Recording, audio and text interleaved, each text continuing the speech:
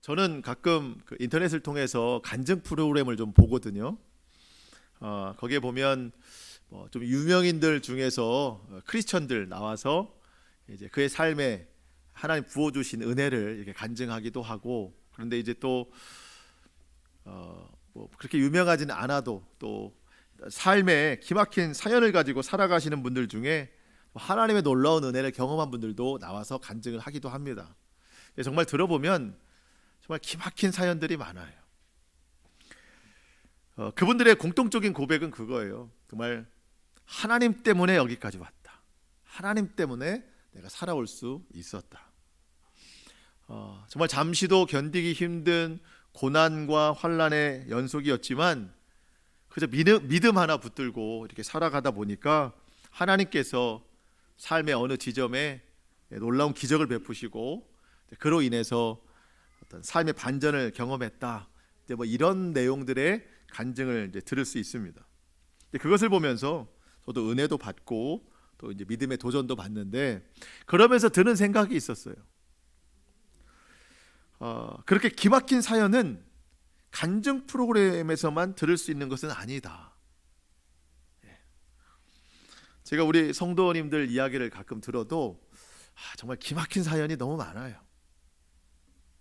어쩌면 모든 그리스도인들의 삶이 다 간증의 대상이다. 그러면서 정말 기막힌 사연의 주인공들은 우리 모두이면서 또 한 가지, 모두 다 기적의 주인공들이다. 이런 생각이 들어요. 근데 아마 이제 마음에 그런 생각이 드실 수 있어요. 기막힌 사연은 내게도 있긴 있지만 기적의 주인공은 아니다, 나는. 왜냐하면 기적을 경험한 일이 없고 사실은 지금도 그 기적을 위해서 살아가고 있는데 아직은 나는 기적의 주인공이 아닌 것 같다라고 생각하는 분들이 있을 수 있습니다. 물론 우리 이제 그런 부분들을 놓고 이제 기도도 하고 또 그때를 위해서 이제 기다리기도 하지만, 여러분, 우리가 절대로 잊어서는 안 되는 게 있습니다. 뭐냐면 우리는 이미 가장 놀라운 기적을 경험한 사람들이고 지금도 그 기적 중에 살아가고 있는 사람들이라는 거예요. 여러분, 그 기적이 뭔가? 여러분, 구원이에요. 구원. 나 같은 죄인이 예수님 십자가 대속의 은혜로 구원받았다고 하는 것은요, 이건 가장 큰 기적입니다. 내가 얼마나 큰 죄인인가. 여러분, 기적이라고 생각하면은 사실은 우리는 내 어떤 생활적인 부분, 내 지금 고난에 처한 부분에 대해서 하나님께서 놀랍게 일으켜줄 그거를 생각하는데, 여러분, 반대로 생각했을 때 나를 구원하신 게 얼마나 큰 기적인가, 이거는요 내 죄의 크기를 생각해 보면 알 수 있어요. 내가 얼마나 큰 죄인인가, 문득 찬송가가 생각이 나더라고요. 찬송가 304장, 그 크신 하나님의 사랑. 그 3절 가사에 보면 그렇습니다. 하늘을 두루마리 삼고 바다를 먹물 삼아도 한없는 하나님의 사랑 다 기록할 수 없네. 우리는 하나님의 그 은혜가 너무 많기 때문에 그 다 기록할 수가 없다라고 이제 말하는데, 과연 그 은혜가 뭐냐는 거예요. 저는 그랬을 때 하나님의 사랑은 우리의 죄를 덮어주시는 은혜예요. 그럼 내 죄가 얼마나 큰가? 사실은 하늘을 두루마리 삼고 바다를 먹물 삼아서 다 기록해도 못 쓰는 게 내 죄예요. 솔직히 내 죄가 그만큼 많아요. 근데 그 모든 죄를 다 덮어주시는 것이 하나님의 사랑입니다. 그러면 사실 우리는 그 죄를 가지고는 절대 구원받을 수 없는데, 그 십자가의 은혜로 우리를 구원해 주신 이 사건만 해도요, 우리는 가장 큰 기적을 경험한 사람들이고, 이것이 우리의 평생의 간증이고 평생의 찬송의 제목이 될 수 있습니다. 여러분, 그래서 우리가 또 찬송하지 않습니까? 찬송가 288장, 예수를 나의 구주 삼고 성령과 피로써 거듭나니 이 세상에서 내 영혼이 하늘의 영광 누리도다. 저 혼자 하니까 좀 그러네요. 이것이 나의 간증이요 이것이 나의 찬송일세 나 사는 동안 끊임없이 구주를 찬송하리로다. 이것이 나의 간증이고 이것이 나의 찬송인데 뭐가 간증이죠? 그러니까 예수를 나의 구주 삼은 게 간증이에요. 성령과 피로 나를 거듭나게 하신 게 간증입니다. 2절 3절 가사도 다른 게 없어요. 온전히 주께 맡긴 내 영 사랑의 음성을, 그러니까 하나님 말씀을 듣는 중에 천사들이 왕래하는 것을 보니 하나님의 영광이 내게 임했다. 3절 가사 주 안의 기쁨 누림으로 마음의 풍랑이 잔잔하니 세상과 나는 간 곳 없고 오직 구속한 예수 그리스도만 보인다. 이것이 나의 간증이요 이것이 나의 찬송일세 나 사는 동안 끊임없이 구주를 찬송하리로다. 여러분 저는 이 찬송의 가사에서 돈을 많이 벌게 해줘서 그 간증이다, 자식들이 성공해서 간증이다, 승진해서 좋은 대학 가서 간증이다, 병고침을 얻어서 간증이다, 이런 내용 못 봤어요. 가장 큰 간증은 구속한 주만 보는 것, 나에게 구원을 주시고 새로운 생명을 주신 그것이 우리에게 가장 큰 간증이라는 겁니다. 근데 우리가 솔직히 믿음이 있고 은혜가 있으면 정말 이게 나의 간증입니다. 십자가, 구원만이 나에게 전부입니다. 이렇게 우리가 보통 이제 고백을 하는데 맨날 그런 건 아니잖아요. 또 믿음이 시들해지고 은혜가 사그러지고 여전히 눈 떠보면 고난은 내 앞에 있고 몇 년째 기도하는 건 여전히 그대로 있고 이럴 때 우리는 제일 많이 쓰이는 표현이 뭔지 아니면 그거 말고요 주님. 구원 좋아하는 거 다 알고 나 같은 죄인이 죄사함 얻었다는 거 다 압니다. 그런데 주님 지금은 그거 아니에요. 지금 그거 말고 지금 내게 정말 필요한 거를 좀 주세요. 지금 내가 간절히 원하는 것을 주세요. 그래서 오늘 그 말씀 제목을 사실은 저렇게 안 잡고 그거 말고 라고 지으려고 했어요. 그거 말고. 왜냐하면 저도 입버릇처럼 주님 그거 말고요, 성경에 나와 있는 거 맨날 얘기하는 그거 말고 좀 다른 거를 좀 주세요. 지금 바라고 있는 거. 그렇게 기도할 때가 있더라고요. 물론 여러분 잘못된 기도는 아닙니다. 기도할 수 있죠. 그리고 우리 하나님은 기적 베푸시는 것을 좋아하시는 분이십니다. 여러분 우리가 말할 때 기적이지 하나님은 정말 일도 아니십니다. 그런 거는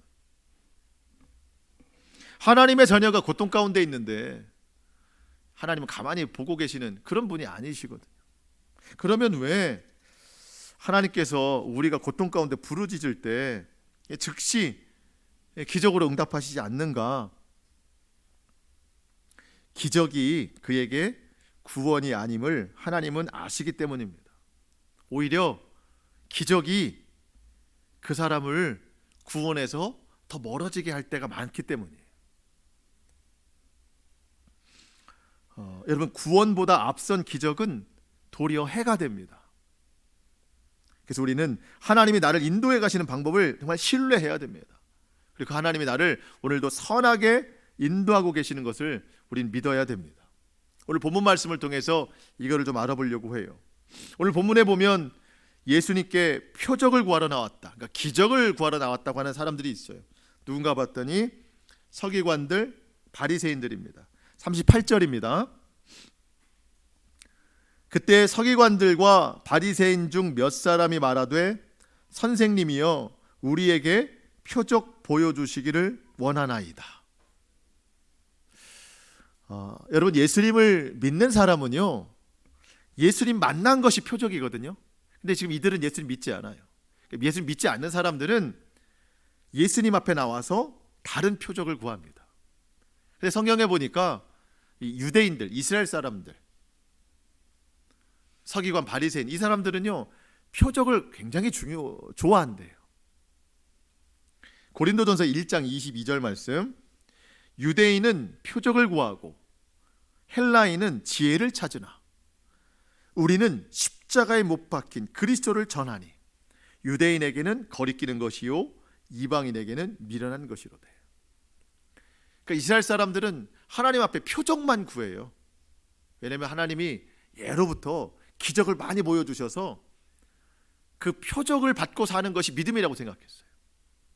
또 헬라인은 지혜를 구하니, 여기서 말하는 헬라인은 그 당시에 이방인들 중에 대표적인 그리스 사람들, 철학을 중요하게 하는 사람들, 지혜를 찾는 사람들, 그게 만족이에요. 물론 이 표적과 지혜가 우리가 살아가는 데 큰 도움이 되고 있으면 좋습니다. 그런데 표적과 지혜가 구원은 아니에요. 아무리 많아도 그것이 우리에게 구원이 되지는 못합니다. 그래서 이 십자가가 유대인들에게는 거리끼는 거예요. 그 사람들은 표적만 구하기 때문에. 헬라인에게는 미련한 것이에요. 그거 가지고는 삶이 재미없다는 거죠. 지혜가 있어야 재밌다는 거예요. 지금도 바리새인들이 예수님 앞에 나와서 표적을 구합니다.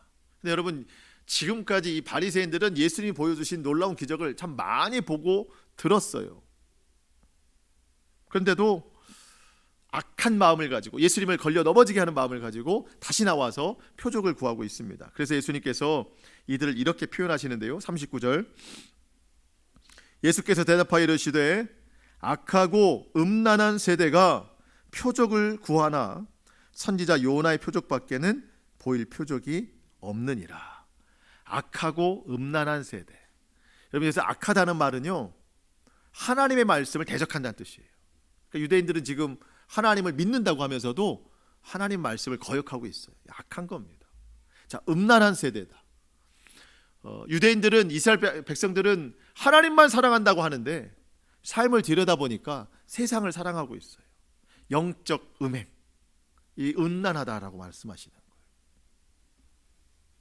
이들은 예수님 앞에 나와서 표적, 기적을 구하는데 사실은 예수님이 주시는 표적은 이들이 원하는 게 아닙니다. 예수님을 인정하지 않기 때문에 어떻게 해서든지 표적을 자꾸 보자고 하는 것은 더 이상 할 일이 없을 정도로 이야기를 해서 이 예수님이 그들의 구주가 아닌 것을 밝혀내려고 하는 거예요. 그때 예수님께서 말씀하십니다. 너희는 표적을 구하는 게 아니다. 아무리 놀라운 표적을 보여줘도 너희는 믿으려 하지 않는다. 너희에게 보일 표적은 단 하나다. 요나의 표적뿐이다. 40절 말씀입니다. 요나가 밤낮 사흘 동안 물고기 뱃속에 있었던 것 같이 인자도 밤낮 사흘 동안 땅 속에 있으리라. 여러분, 이제 구약 시대로 잠깐 돌아가 봅니다.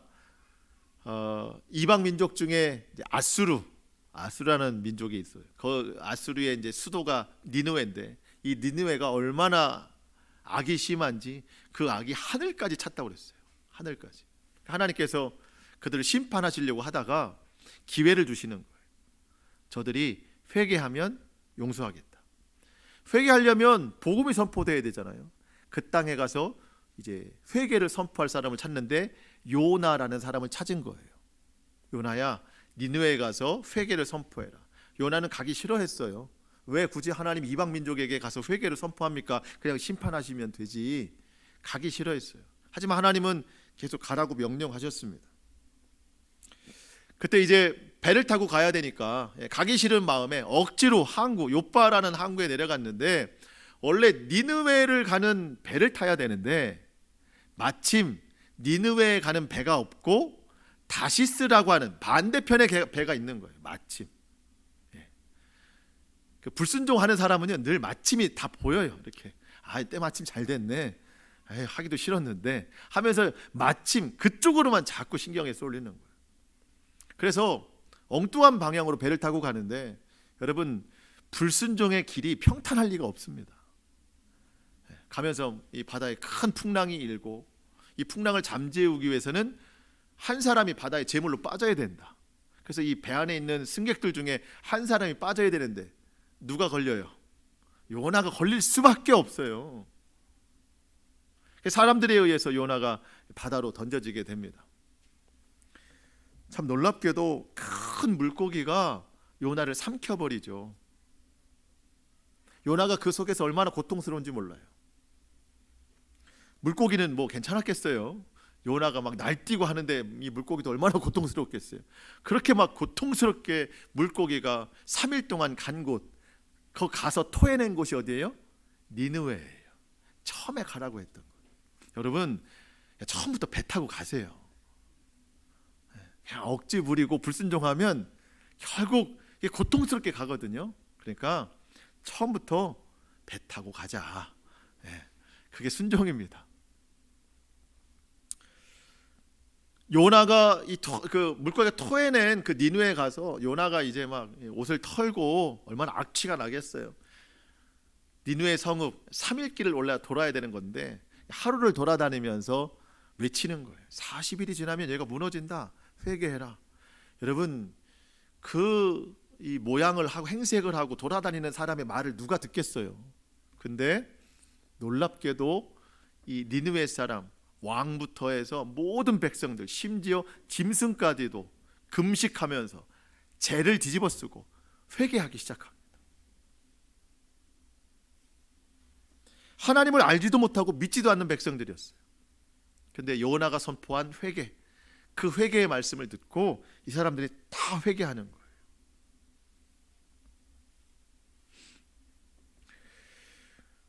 물론 그 다음에 이 아수르, 이 니느웨라고 하는 도성은요 또 타락합니다. 근데 여러분, 요나가 선포한 회개, 그 회개 선포를 듣고 회개하고 하나님께 돌아온 사람들은 구원받는 거예요. 그 당시.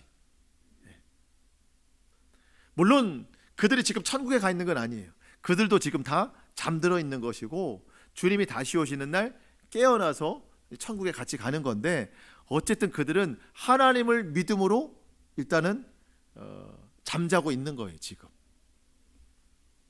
예수님 하시는 말씀, 그 요나의 표적 밖에는 내가 보일 표적이 없다. 요나가 3일 동안 물고기 속에 갇혀 있었던 것처럼 예수님이 모든 사람의 죄를 짊어지시고 십자가에 달려 죽으신 다음에 3일 동안 땅 속에 묻혀 계셨다. 죽음으로만 끝난 것이 아니라 약속대로 3일 만에 부활하셨다는 겁니다. 이게 가장 큰 이 표적밖에는 보일 표적이 없다. 여러분, 이것이 모든 사람에게 가장 놀라운 표적, 기적이라는 겁니다. 여러분, 하나님이 사람 되셔서 이 땅에 내려오신 것만 해도 놀라운 표적이에요. 그런데 그분이 죄 없으신 예수님께서 나의 죄를 대신해서 십자가에 달려 죽으셔서 내 모든 죄를 다 사해 주셨어요. 3일 동안 예수님은 땅속에 묻히셨습니다. 여러분, 이 3일이 예수님께서 죄인으로 계셨던 3일이에요. 왜냐하면 모든 사람의 죄를 다 가지고 계셨기 때문에. 하지만 죽음으로만 끝나지 아니하시고 다시 부활하셨어요. 사망 권세를 이기셨습니다. 예수님은 부활의 첫 열매가 되셨고 그분을 믿는 자마다 다시 오시는 그때 함께 부활의 영광에 참여하게 되는 겁니다. 근데 바리새인들, 서기관들은요 예수님이 그런 분이라는 걸 몰라요. 그러면서 다른 표적만 찾아요. 예수님을 올무에 빠뜨리게 하려고. 예수님은 놀라운 말씀을 하십니다. 아까 말씀드린 그 니느웨 백성들, 회개했던 그 사람들이 심판 때에 지금 이 성경 2세대의 사람을 정죄한다는 겁니다. 41절입니다. 심판 때에 니느웨 사람들이 일어나 이 세대 사람을 정죄하리니 이는 그들이 요나의 전도를 듣고 회개하였음이거니와 요나보다 더 큰 이가 여기 있으며. 자, 여러분, 제가 설명을 좀 해드릴게요. 심판 때, 그러니까 예수님 다시 오시는 그때입니다. 시간을 좀 미래로 돌려서 언제 오실지 모르지만 그 예수님 다시 오시는 그 심판 때에 죽어있는 자들이 다시 깨어납니다. 잠자고 있는 자들이 하나님의 나팔 소리를 듣고 다 깨어나요. 그때 깨어난 사람들, 그 중에 이 니느웨 이 사람들이 일어난다는 거예요. 그때 요나의 전도를 듣고 회개한 사람들. 그 사람들이 이 성경 당시에 이 세대 바리새인 서기관들도 죽음에서 깨어나죠. 깨어난 다음에 판결을 받아서 누구는 천국 가고 누구는 지옥 가는 거예요. 그때 이 니느웨 사람들이 이 바리새인들을 보고 그런 이야기를 한다는 겁니다. 왜 당신들은 그때 예수님을 믿지 않았습니까? 우리는 그 불순종했던 요나, 오고 싶지도 않았는데 억지로 물고기 뱃속에 잠겨서 억지로 끌려온 그 요나가 대충대충 선포한 그 회개에도 우리 너무 놀라가지고 모든 백성들이 다 회개했는데 그분보다 뛰어나신 온 세상의 왕이신 예수님께서 직접 당신들에게 구원을 선포하셨는데 어찌 그 구원을 믿지 않고 여전히 표적만 구하다가 이렇게 됐습니까? 당신들은 정말 어리석은 사람들입니다 라고 심판의 때에 이야기를 한다는 거예요. 예수님은 한 가지 더 말씀하십니다.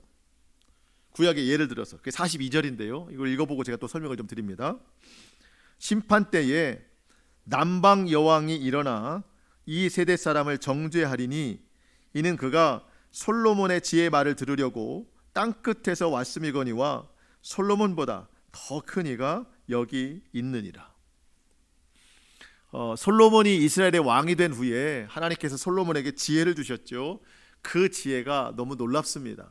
이스라엘뿐만 아니라 이방 지역까지 그 지혜가 소문이 났는데 어디까지 났냐면 그 당시에 땅끝이라고 여기는 곳까지 소문이 났어요. 그러니까 여러분 지금으로 말하면 저쪽 미국까지 소문이 났다고 할까요? 만약 우리나라에서 지혜자가 있었다면 사실 올 수도 없는 길이에요. 그런데 그 반대편에 있는 그 나라의 남방 여왕이 그 나라의 여왕이 이 솔로몬의 지혜의 소문을 듣고 너무 궁금해서 가보자. 가서 한번 들어보자. 얼마나 지혜로운지 그 사람이. 그래서 그 먼 길을 헤치고 온 거예요. 배를 타고 말을 타고 왔겠죠. 와서 솔로몬 앞에 딱 앉아서 나 당신의 지혜를 들으러 왔어. 한번 당신의 지혜를 좀 말씀해 주시오 하고 듣는데 결과가 어떤가? 남방 여왕이 그러는 거예요. 내가 소문으로 듣던 것은 지금 듣는 것의 반도 안 되는 것이요. 정말 당신의 지혜는 놀랍소 하면서 그 지혜만 이렇게 높이는 것이 아니라 당신에게 지혜를 주신 당신의 하나님을 찬양합니다. 하나님을 높여드리는 거예요. 결국 결과는 하나님을 찬양하는 거였어요. 그 남방 여왕이 말을 이어간다는 거예요. 심판 때에 니느웨 백성들 다음에 나도 좀 말 좀 합시다 하면서 무슨 얘기하죠? 왜 당신들은 사람보다 뛰어나신 지혜의 왕이신 구원의 왕이신 그 예수님께서 그렇게 말씀하셨는데 왜 그 말씀은 듣지 않고 여전히 표적만 구하고 예수님을 올무에 빠뜨리려고 반대편에 서 있었습니까? 나는 그 사람의 지혜 솔로몬의 지혜를 들으려고 먼 길을 찾아왔는데 예수님은 당신들 만나려고 하늘에서 찾아오신 분인데도 당신들은 그분의 말을 듣지 않고 어떻게 예수님을 십자가에 못 박을 생각만 하십니까? 라고 당신들 어리석은 사람들입니다. 이런 말을 앞으로 한다는 거죠. 중요한 건 뭐예요?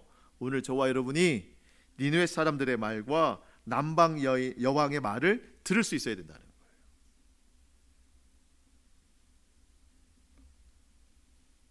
나중에 우리에게도 이런 말 할 수 있어요.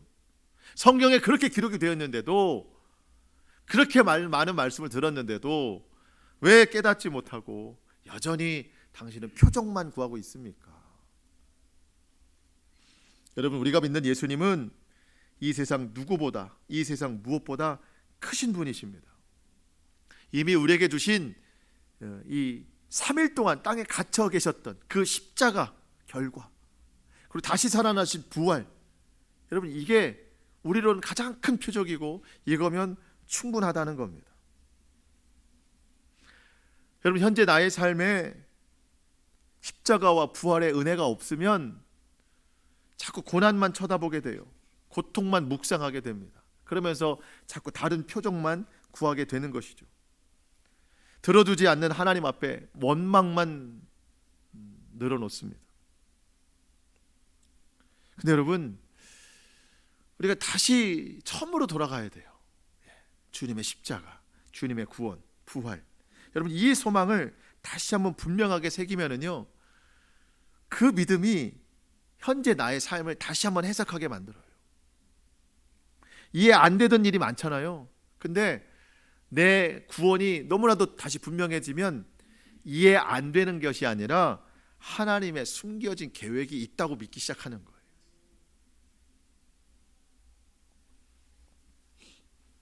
여러분, 저도 지금까지 하나님 앞에 그런 기도했어요. 하나님, 그거 말고요. 성경에 나와 있는 뻔한 거, 다른 사람 다 준 거, 그 구원, 그거 말고 나한테만 주시는 기적 좀 주세요라고 저도 기도 많이 했거든요. 여러분, 그런데 우리 입술을 바꿔야 됩니다.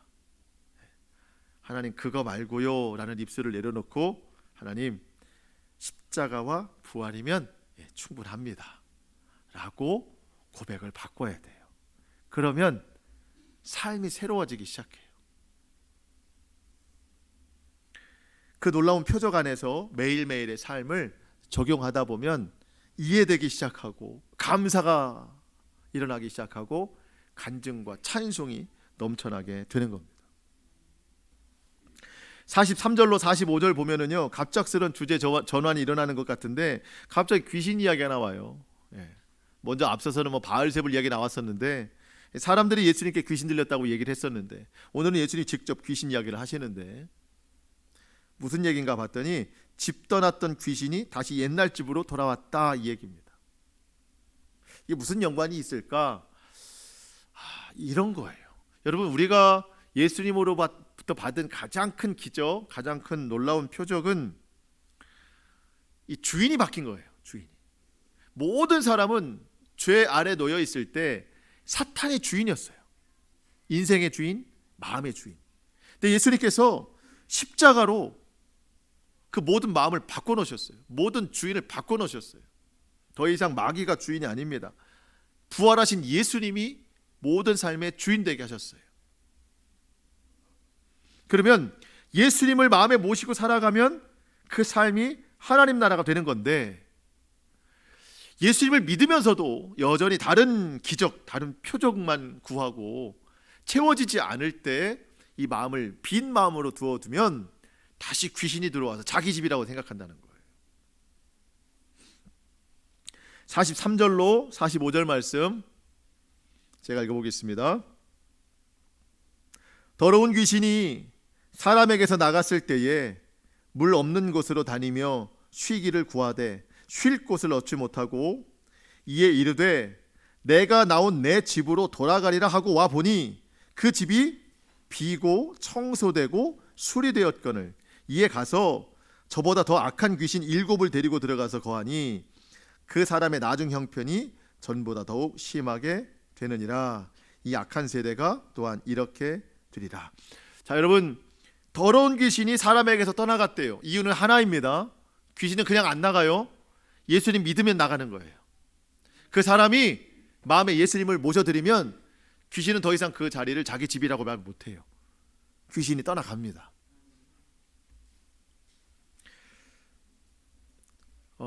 집을 잃어버린 귀신이 방황합니다. 갈 데가 없어요. 그래서 우리도 가끔 옛날 생각하잖아요. 그래서 옛날 집 참 좋았는데, 여러분, 귀신이 생각하는 옛날 집이 좋으면 안 됩니다. 한번 가보자. 옛날 집 한번 가보자. 내가 쫓겨난 집 가보자. 창문 너머로 이렇게 안을 들여다보는 거죠. 갔더니 너무 깨끗해진 거예요. 청소되고 리모델링 된 거죠. 수리되고 깨끗합니다. 근데 사는 사람이 없어요. 깨끗한데 사는 사람, 주인이 없어요. 그래서 어떤 마음을 가져요? 다시 들어가야 되겠다.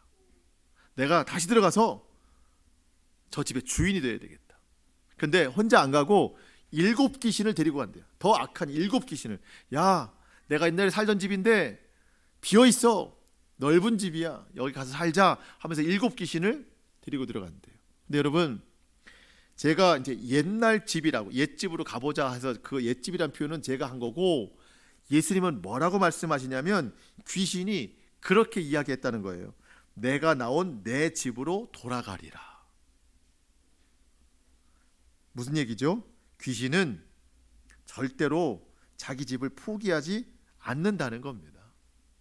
그러니까 내가 예수님 믿어서 예수님 내 마음에 모셔서 귀신이 쫓겨났는데, 쫓겨난 귀신이 아직도 이걸 내 집이라고 생각하는 거예요. 틈만 나면 들어오려고 하는 거예요. 여러분, 우리의 마음을 귀신의 집으로 절대 내줘서는 안 됩니다. 빈 집으로 내두면 안 돼요. 채워야 돼요. 뭘로 채울까요? 말씀으로 채워야 되는 거예요.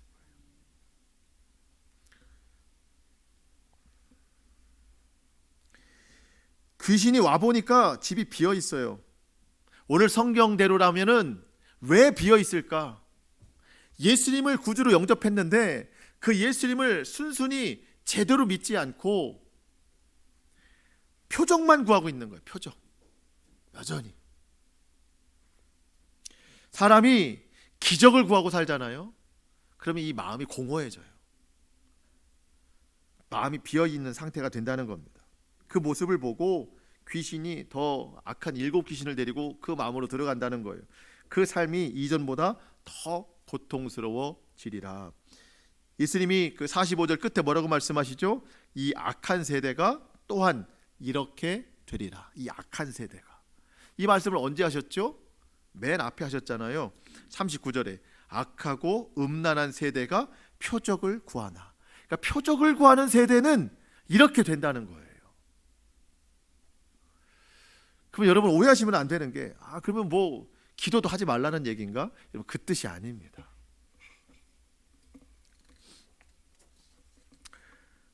우리에게 가장 중요한 표적, 십자가와 부활을 경험하고 그거를 우선으로 믿고 살아가야 된다는 얘기를 하는 거예요.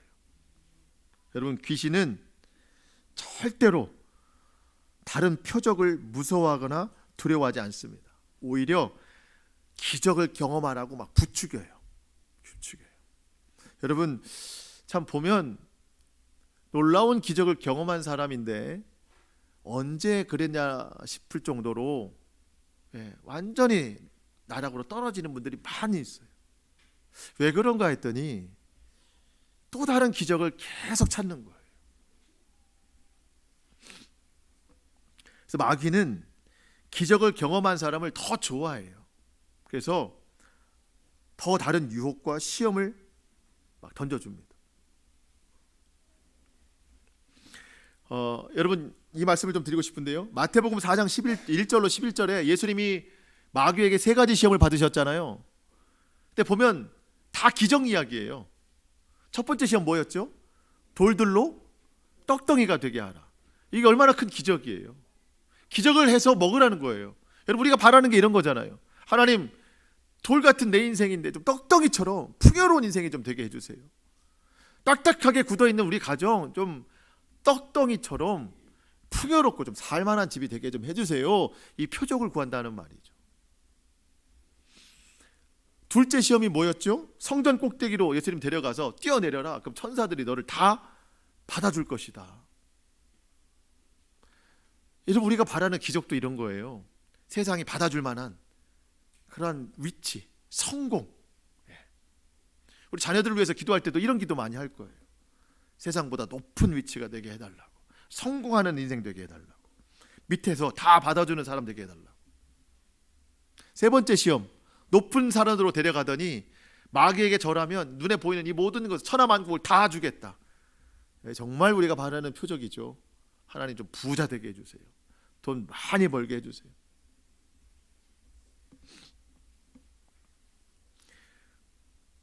여러분, 이게 뭐예요?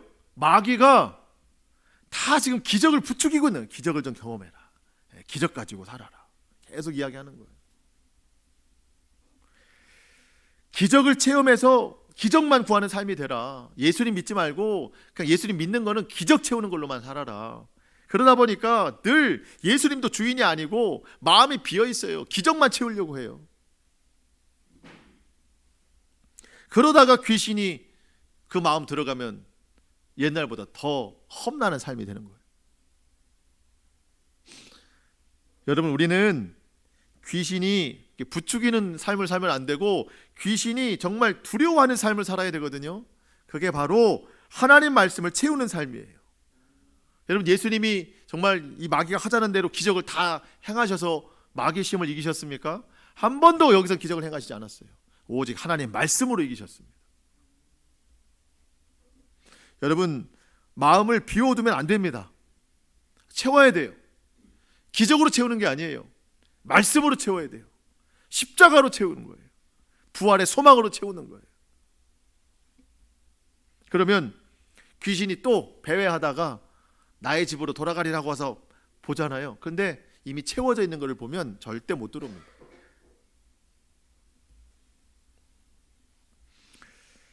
심령이 가난한 자는 복이 있나니 천국이 그들의 것이며. 여러분, 하나님 말씀으로 가난한 사람 되시기 바랍니다. 하나님 말씀을 더 구하는 인생 되시기 바랍니다. 표적으로 내 마음 채우려고 하면 하나님 나라가 될 수가 없어요.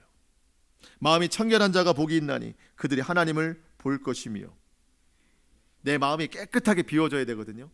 깨끗한 게 청결이 아니라 깨끗하게 비워진 자리에 하나님 말씀 채워진 게 청결이에요. 그래야 하나님을 볼 수 있습니다.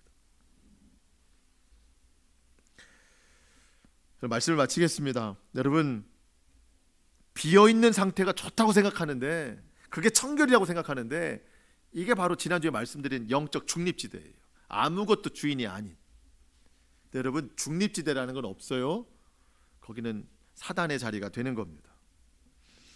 여러분, 물론 우리가 기도해야 돼요.